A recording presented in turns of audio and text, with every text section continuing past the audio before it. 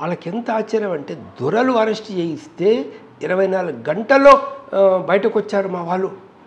గొప్ప విషయం కదండి. చాలా అంటే దొరలు పగబట్టారు, అరెస్ట్ చేయించారంటే వాడు సంవత్సరాల తరబడి బయటకు రాడు అనేది వాళ్ళకి ఒక గతంలో ఉన్నటువంటి అనుభవాలు అన్నట్లు. అలాంటిది 24 గంటల్లో బయటకు వచ్చేసారంటే అదొక స్వతంత్రం వచ్చినంత ఫీలింగ్ వాళ్ళకి వచ్చింది అన్నట్లు. అక్కడ ప్రజలు గ్రామం తరలొచ్చి మీకు స్వాగతం పలికి ఒక 5-6 గ్రామాల ప్రజలు తరలొచ్చి స్వాగతం అట్లా.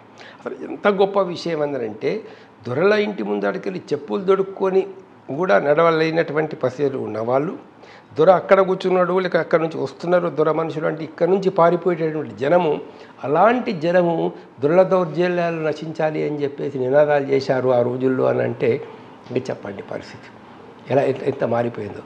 సో వెట్టి చాకిరి పోయింది, అన్నీ పోయినాయి, వీళ్ళ భూములు వీళ్ళకి వచ్చేసినాయి, దాదాపు దొరల గ్రామాలు వదిలిపెట్టే పరిస్థితి ఏర్పడిందట. ఆ పరిస్థితుల్లో యాక్చువల్లీ అంతకుముందు కూడా కొండపల్లి సీతారామయ్య గారు నా గురించి తెలుసుకొని ఒకసారి పిలిపించి మాట్లాడి నువ్వు ఇట్లా ఇంత పెద్ద పెద్ద ఉద్యమాలు చేస్తున్నావు, పోరాటాలు చేస్తున్నావు దొరలకు వ్యతిరేకంగా, మరి నువ్వు మాలో చేరితే బాగుంటుంది